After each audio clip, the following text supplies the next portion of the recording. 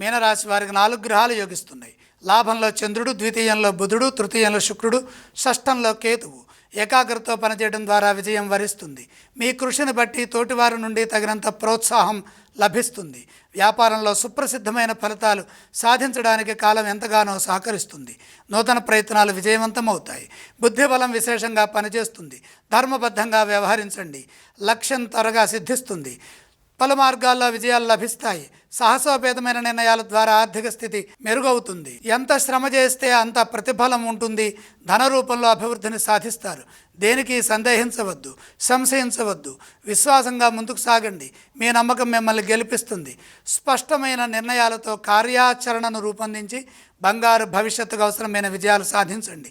మీ పరిస్థితులకు తగ్గట్టుగా ప్రణాళికలు నిర్మించాలి. కుటుంబ సభ్యులతో కలిసి పనిచేయాలి.